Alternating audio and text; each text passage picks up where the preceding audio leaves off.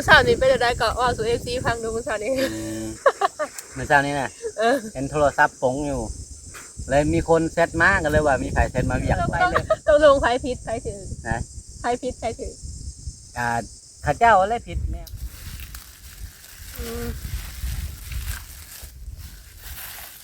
เอาเขามาจะเฮือนเพื่อ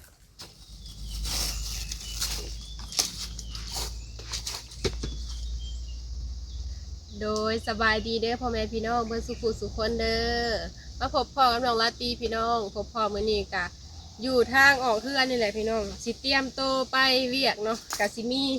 ติ๊กน้ำแน่พี่น้องเพราะว่าช่วงนี้อากาศร้อนพี่น้องถือติ๊กน้ำใหญ่เลยแล้วก็สิไปแวะซื้อน้ำก้อนอยู่นอกพุ่นแหละพี่น้องอยู่ห้านค้าพุ่นแหละเนาะเฮาก็ใส่น้ำไปแล้ว หลายเติบเผื่อน้ำก้อนเปื่อยย่านว่ามันสิร้อนพุ่นหั่นนะก็เลยว่าบ่หลายปานใดซื้อไปหลายอย่างเลยพี่น้องมื้อนี้อันสิเป็นคาตั้งกล้องก็โอ้คนละแบบเลยนะพี่น้อง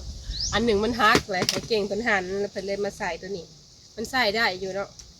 ซื้อด้นเลยพี่น้องแต่ว่าเฮาใส่เวียกหลายอย่างแบบมันก็เลยแบบว่าฮักแล้วเลยเปลี่ยนตัวนี้มาใส่ถ้าเฮาสิไปซื้อใหม่มันก็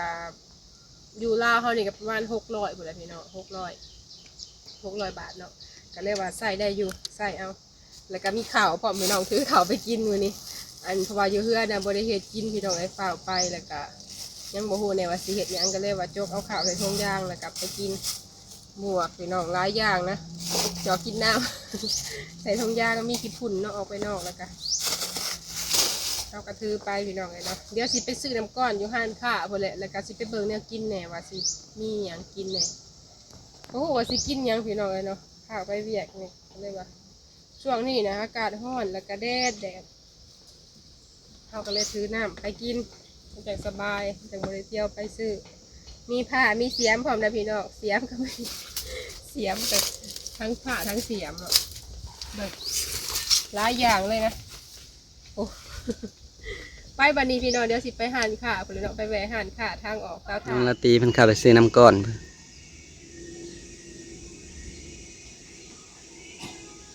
ป้าบรรยากาศห้านขายเครื่องพี่น้องในทางออกเฮือนนี่แหละห้านกันวิวดีๆอยู่กลางหนองปลาหลายหนองเพิ่นน้ำมันขอนใส่มองนี่แหละปุ๊บบอนใส่มองหรือว่าใส่กุ้งนี่นิ่งความนี่ปลาทรงขีดเต็มน้ำมันขอนปุ๊บปลาบอนเต็มตีเป็นไปเอาน้ำก้อนมันห้อนพี่น้องห้อนแท้ห้อนว่าไก่สีหอดสงกรานต์แล้วพี่น้องยังอีกเดือนหน้าน้อยหนึ่งปีใหม่ลาวมันก็พากันสงผาพากันยังเริ่มห้อนเริ่มอ้าวแล้วคนก็แบบว่าลินน้ำลินไนทรง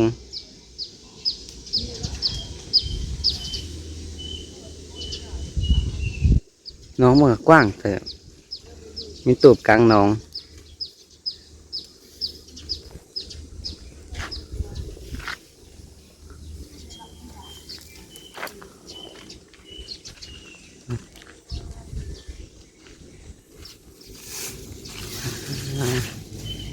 ร้านขายขนมซื้อน้ำก้อนพี่น้องเอาน้ำก้อนแล้วก็มีสปอนเซอร์ให้เก่งพร้อมเนาะมาแวะหานค่ะเด้สปอนเซอร์ โดนกินเทื่อหนึ่งพี่น้องแล้วก็มีน้ำก้อน2 ถุงกับหมักแตงพอเนาะเขาสิเอาหมักแตงเบิ่งของอยู่ของกินพี่น้องเพิ่นก็สิขายแนวกินซุกอย่างนี้แหละหลายๆอย่างพี่น้องก็มีครบเนาะอยู่ห้านเพิ่นทางออกเตาถ่านพี่น้องสิซื้อหมักแตงพร้อม3 หน่วยน่ะ10,000 กีบพี่น้องเป็นเงินบาทก็20 บาทเนี่ยเนาะสิมีไข่ต้มแล้วก็ปิ้งไก่พี่น้องเด้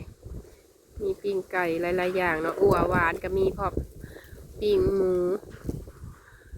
อาหารการกินเดี๋ยวเอาหมักแตง3 หน่วยว่าสิเอาปิ้งไก่พี่น้องเบิ่งเลือกเบิ่งอยู่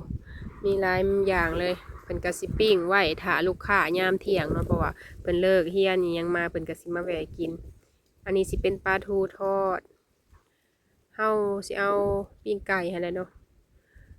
เลือกเบิ่ง มีอั่วหวานอยู่แต่ว่าสิเอาปิ้งไก่ปิ้ง1พี่น้องเด้ เพิ่นขายปิ่งละ30,000กีบเนาะถ้าเป็นเงินบาทก็ประมาณเท่าใด50บ่50 บาทนี่แหละพี่น้องประมาณนั้นเฮาก็บ่ได้อุ่นเนาะแวะซื้อน้ำกินก่อนเดี๋ยวสิเอาน้ำก่อนใส่กระติก ให้อุ่นก็รสจ้ะมีไพ่ปะ ไปทหารเก็บยานาไปเดี๋ยวมาใส่ เบิดออกสปอนเซอร์มีเบิด คิดว่าข้าวอยากได้ มีน้ำก้อนมีเอาบางทีเอาน้ำก้อนไปใส่กะทิก่อนแป๊บหนึ่งเพราะว่ามันสุกไปเอาน้ำก้อน2 ถุงนะเอา2 ถุง ดอกยังเนาะเพิ่นเอิ้นนี่บานเต็มเลยเป็นเหลือง ใช่แบบเลยชาติไปหามันแดด ถุงละ6,000 กีบซื้อ2ซะพี่น้องเพราะว่าย่านมันอันนั้น เก้มแต่ ๆเปื่อยวะ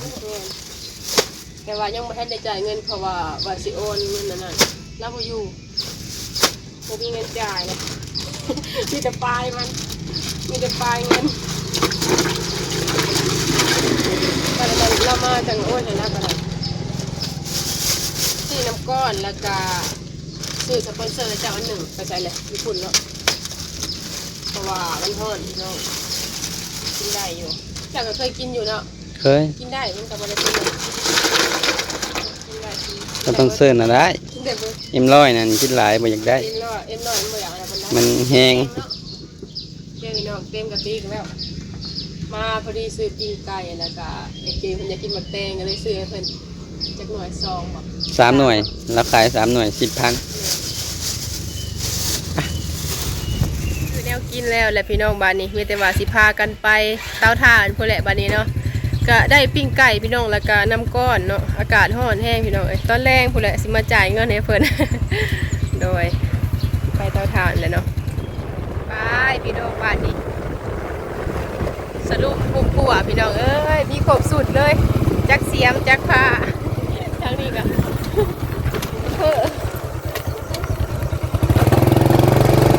ขาวทาง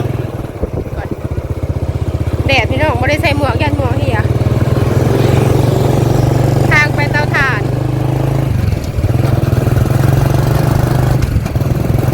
มีผมสุดพี่น้องเลยมาอยู่มาอยู่ไหวเผื่อที่ไปหอด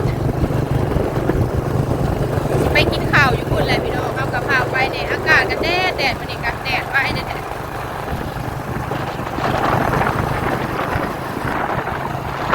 โอเดพาเวใส่หมอไปเลยเนาะ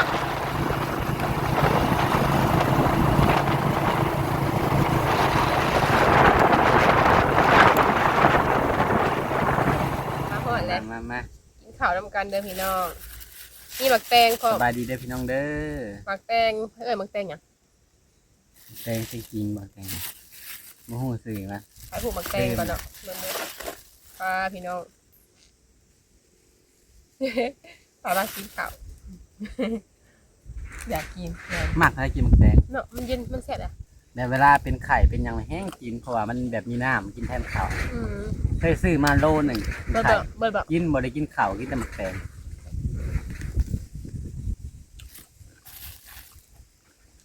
กินข้าวไม่หมดเลยเนาะ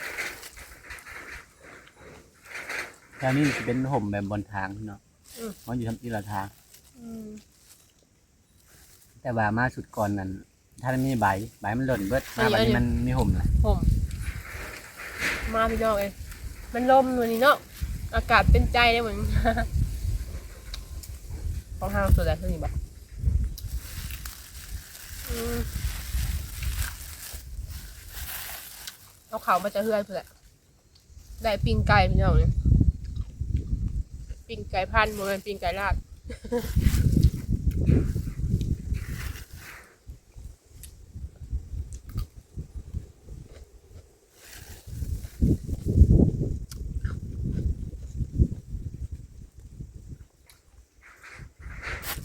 เป็นวัดพี่น้อง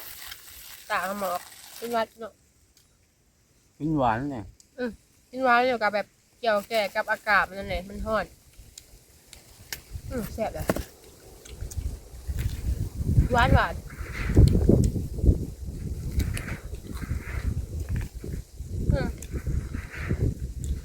มันหวานจะพ่อก็จะหมักไปกินกับตำเนาะอืม ลมนะ หลังคา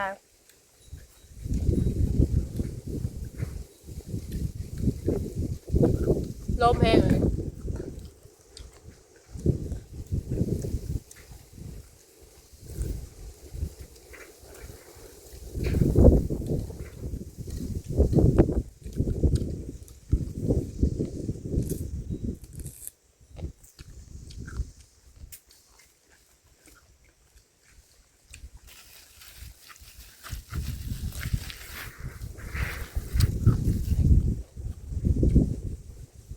เย็นเนาะมื้อนี้เนาะ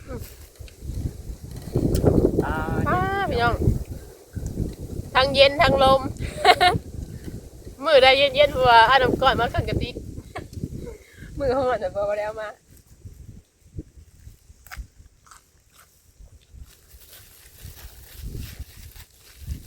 ก็เป็นบางมือกะฮ้อน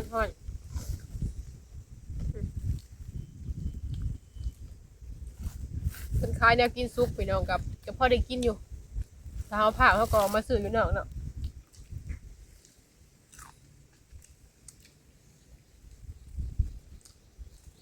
อยู่บ้านมีคนปลูกอยู่บ่มีบ่ มี มันเลยถึงน้ำมันบ่ ข้าวแบบว่าโรงเรียนเป็นมาต้นเป็นปลูกอ้อมจะข้าวโรงเรียนนั่นแหละ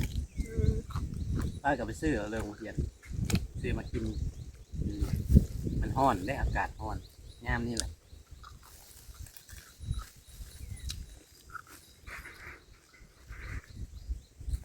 มีป่นปลาพี่น้องกินกับนี่ก็แล้วเนาะแซ่บจำกับน้ำพริกก็ได้จำกับแจ่วปลาแดก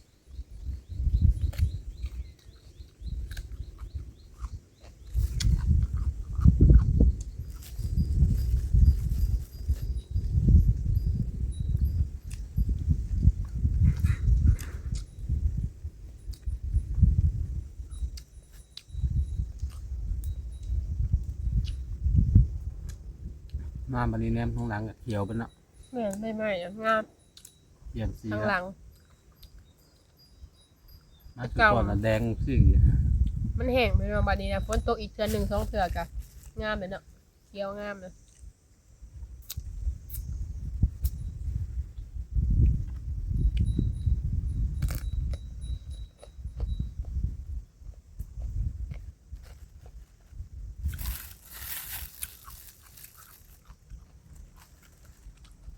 แต่ละมือพี่น้องกับแบบนี้แหละบางมือที่ว่าเผาๆกับบริเฮ็ดกินอยู่เพื่อนวันนี้นะพากันมาตัดไม้พี่น้องตัดไม้แล้วก็พากันเขาไปกินข้าวเนาะกะป้าได้ลายเติมไหมคะเนาะบ่แม่นฮอด3รถบ่จ้ะ กันไว้แล้วท่านได้เก็บ แม่น กันทางหลุดอยู่พากันออกมาเก็บ ยังบ่ทันได้รวมกันนั่นนะพี่น้องเฮาก็ตัดแล้วก็เบ้าแห้งไปหลายเติบซื้อน้ำมันมื้อนั้นก็เท่าไหร่บ่แม่น70บ่เท่าไหร่มื้อนั้น70ปลายบ่ก็ซื้อใส่รถพี่น้องเพราะว่ามื้อนั้นเพิ่นบ่ได้ให้ซื้อใส่กระตุกก็เลยมาดูดเอาแล้วก็เอามาใส่จักรบ่ฮู้ว่าสิตัดได้เท่าใดลองเบิ่ง มันก็ประหยัดอยู่นะจ๊ะบ่ได้เปลือง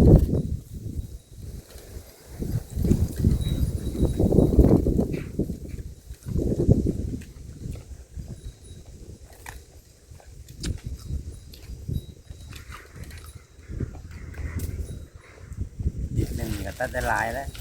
หลายเติมอย่างเบิดถ้าเฮาเลื่อยเอานี่ก็โอ้เป็นเกียบใส่เป็นที่ไรมือเขาละก็สิเบิดเรื่องใหญ่ แม่นๆ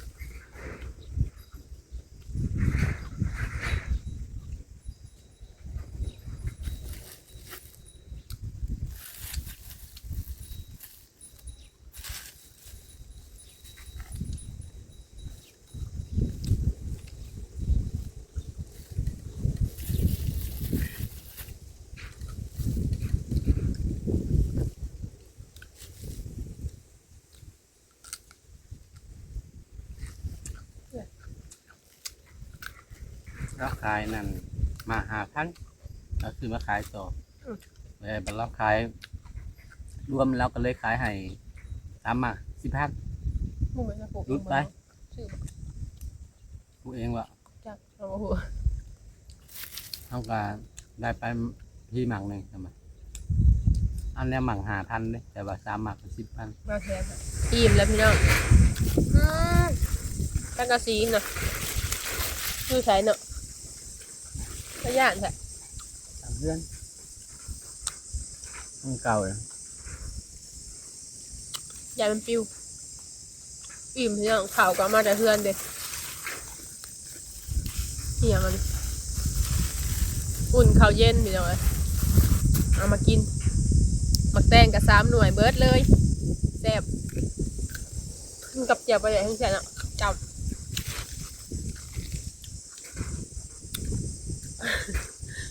พอดีพี่น้อง นี่ไง นี่นะพี่น้องมื้อเช้านี้เป็นอะไรก็ว่าสู่ FC ฟังดูมื้อเช้านี้ เมื่อเช้านี้นะ เออ เห็นโทรศัพท์ปงอยู่ เลยมีคนเซตมากันเลยว่ามีใครเซตมาเวียกบ่เซตมาเพราะว่ากระบอกเคยเห็นดอกคนนะบ่ฮู้ซ้ำอยู่ทางเฟซพุ่นแหละ เขาบอกอะไรก็ เขา เขาว่า ว่าสบายดีน้องละตีคนงามเขาว่า พอสื่อเพิ่นละตีได้สินะเฟซก็ได้ก็ตอบเพิ่นว่าโดยสบายดีเพิ่นถามเฮ็ดหยังอยู่โอ้บ่ได้เฮ็ดหยังว่ะเพิ่นก็เลยถามอีกบาทหนึงโทรมาลินน้ำได้บ่ว่ามันก็สิว่าเป็นเจ้าแหละตอบนะแต่ว่าบ่แม่นเป็นข่อย เจ้าอะไรนะ ก็ว่าได้แต่ว่าผัวน้องหับเด้อว่ะ เพิ่นก็เลยว่าย่าแหละขอโทษหลายๆเด้อนะ ก็เลยไปเลย ต้องลงไผผิดไผถือ นะ ไผผิดไผถือ ข้าเจ้าอะไรผิดแนวแชทมาถามเพิ่นบ่ได้ถามว่ามีแผนมีหยังละบ่เพิ่นบ่ได้ถามมีแต่ว่าสบายดีคนงามโลดบ่ถามซะว่ามีแผนมีหยังบ่ โอ้ยอันสาเหตุกับพี่น้องเฮาน่ะลิน TikTok เนาะแม่นบ่เฮาลิน บ่ อัน ส นั้น ตอรี่ สตอรี่ ข เนาะ องเฟซ สตอรี่เฮาเอาลงแบบเป็นรูปนั่นแหละพี่น้องแต่ว่าบ่ได้ถ่ายนํกันมันก็เป็นแบบเขาเอิ้นว่าอีหยังมันก็เป็นแบบลินให้มีความบันเทิงเนาะ แม่นทิ้นถ่ายต้องธรรมดา ลิ้ ล่ะ น ถ่ายรูปถ่ายหยัง แม่นเพิ่นเลยมาเม่นว่า อันสวยแท้อยังประมาณนี้แบบคืองามแท้หันหน้าบ้านเฮาเพิ่นก็สิว่าเพิ่นว่าสาวตอนแรกเพิ่นสิว่าสาวผู้ไทยว่าเพิ่นว่า แม่น เฮาก็เลยว่าสวรรณเขตกับแบบเพิ่นก็ถามเนาะเฮาก็ตอบความจริงเพราะว่าเพิ่นบ่ได้ถามว่าเฮาน่ะมีแฟนแล้วบ่หรือว่ามีผัวแล้วบ่หั่นน่ะเพิ่นบ่ได้ถามเฮาเด้สิให้เฮาบอกก่อนก็บ่ได้ แล้วเพิ่นว่าอยากโทรมาหลินนำหั่นนะพี่น้องบาดโทรศัพท์เพิ่นบ่ได้อยู่นำเฮา ไอ้เก่งเป็นคนเห็นพี่น้องเพิ่นเลยว่าได้ว่าแต่ผัวน้องหับว่าก็เลยว่าพากันโหว่าพากันเว้าว่าสุดท้าย โอ้ยมันก็ปกติแหละพี่น้องของเฮาลิ้นเฟซลิ้นหยังเนาะมันก็มีคนแซดมาหยังปกตินั่น กั น่ะ นหลายคน แต่ว่าอันนี้ก็คือเพิ่นแซดมาก็เลยว่าหยอกกันซื่อ แม่ว่า ๆมัน ลิ้น ก็หลายคนแซดมานี่ เป็นตาหัว บ่ พี่น้องหน่วยเก่าก็หลายแต่ว่าตอนนั้นเฮาบ่ค่อยลิ้นพี่น้องแบบลิ้นบ่ได้แล้วก็เลยว่าป้าไว้อยู่เฮือนมันก็มีแหละคนทักหาเนาะก็เป็นความบันเทิงพี่น้องเอ้ยเว้าลิ้นซื่อๆดอก เอาหัวแล้วก็หยอกแล้วก็หัวแหละ อันอยากหัวสุดๆก็คือว่าผัวน้องหับนี่แหละอยากหัว แล้วยาแล้วขอโทษเด้อซั่นว่า แม่นเพิ่นก็ ไปบัดเดียวเลย สมาธิแว อยากหัวพี่น้องเอ้ย เพิ่นบ่ได้ถามเนาะว่าไปลิ้นโทรศัพท์ก็ได้ แม่นแต่ว่าถ้าว่าเพื่อนว่าอันยังก็เดินว่าอีหยังเขาก็ว่าบ่เป็นเนาะก็ต้องถามก่อนแหล้วเนาะ นี่ ว่ามีผู้บ่าวหรือบ่หยังห บ่ ลักๆ ป เลย ก นะ ติ พี่ ก็ น้อง แซดมาก็ถามว่าสบายดี น้องอยู่บ้านใดนั่นนั่นนี่แล้วก็มี ถือ แฟน ว่า แล้วบ่ ถือว่าให้เกียรติกันเนาะ แม่นอันนี้บ่ได้ถามอยากโทรมาลิ้นอย่างเดียวแบบคือผู้บ่าวผู้สาวนี่แหละ ร้ายพี่น้องเอ้ย ก็เลยตอบ โทรได้แต่ว่าผัวต้องฮับ บ่ฮู้บางคนก็เนาะบ่คือว่าแหละเอามากินข้าวพี่น้องเอ้ยแล้วก็มาเว้า เป็นตาหัว อยาก พี่น้อง ผัวก็เลยว่า ไอ้เก่งตอบเป็นตาหัวพี่น้องได้แนวกินมากินข้าวอยู่พี่มื้อนี้ก็ได้ มาลุยเวียกคือเก่าเด้อพี่น้องจังใดก็ฝากไปนกำลังใจให้แน่เด้อพี่น้องเอ้ยเนาะจังใด เอากระถ่ายลงหันลงนี่อยู่พี่น้องแล้วก็มีเฟซนำมาแหละพี่น้องเนาะทางอัน Facebook เฮาก็จะเก่าก็ลินเฟซธรรมดาเนาะแล้ววันนี้ก็เลยลองตั้งเบิ่งพี่น้องแต่ยังบ่ทันมีผู้ติดตามดอกหากระตั้งแล้วก็หากระโพสต์ลงมันก็สิแบบมีผู้เห็นยากแน่เนาะ ท่านแน่นดัน แม่นเพราะว่าเฮาก็บ่ได้ค่อยได้เฮ็ดคลิปยาวปานใดพี่น้องเพราะว่าหาผู้ติดตาม ช่องใหม่แบบยังน้อยยังแบบมันท่านได้ดันออกนอกสามคนท่านได้มี หลักๆเลยกับส่วนหลายก็ใส่ใจแต่แบบเฮ็ดคลิปหั้นนะเนาะหาแนวเฮ็ดลงคลิปพี่น้องเฮาก็ยังบ่ทันได้ค่อยเฮ็ดแต่ว่าทางหน้าก็ลงอยู่แล้วก็ เป็นการเคลื่อนไหวของเฮาเนาะแต่ละมื้ออะไรพี่น้องว่าแล้วก็จังใดก็ฝากไปติดตามให้เด้อพี่น้องเด้อก็คือสื่อ YouTube นี่แหละเนาะ โดย น้องลาตรีสาวลาวพี่น้องเป็นภาษาไทยแล้วก็น้องลาตรีแล้วก็หย่าวางสาวลาวเนาะ อืม โดยจังใดก็ฝากไปติดตามให้แน่พี่น้องกดติดตามให้แน่เด้อเพื่อเป็นกำลังใจพี่น้องไอ้เนาะสิลองเฮ็ดคลิปเบิ่งพี่น้องก็บ่มีหยังหลาย หลายคลิปแล้วบ่ ก็ลงหลายได้เกือบ100แล้วบ่จักแต่ว่าลงคลิปสั้นแต่ คลิ บ่ ป ได้ สั้นไว้ก่อน บ่ได้ลงคลิปยาวนะพี่น้อง เพราะว่าท่านได้มีผู้ติดตามหลายก็ให้ท่านได้เห็น บ่ได้ค่อยได้ไปไสแน่เฮาก็เลยว่าเฮ็ดคลิปแถวนี้แหละ การใช้ชีวิตเนาะพี่น้องการใช้ชีวิตประจำวันของเฮาหลักๆเลยกับเผาถ่านแหละพี่น้อง เมื่อยเนาะเผาถ่านก็บุกน้ำถ่านนั่นแหละพี่น้องช่วงนี้ก็มันก็เป็นแบบว่าชีวิตประจำวันของเฮาแล้วก็ได้ไวได้ค่าใส่น้ำมูกน้ำมันเนาะการใส่น้ำมันอีหยังอะไรพี่น้องแต่ละมื้อการใช้ชี มัน วิต มีแล้วกับเขาให้งานบ่มีเฮาก็บ่ได้สู่เฮ็ดถ้ามีเพิ่นแหละเฮาก็หาเท่าหาได้ ช่วงหยุดช่วงเผาพี่น้องถ้ามีอย่างอื่นเฮ็ดเฮาก็ไปเฮ็ดอย่างอื่นก่อนนะโดยเอาจากใดคลิปนี้ขอลาไปก่อนเด้อพี่น้องเด้อเนาะขอกล่าวคำว่าสบายดี สบายดี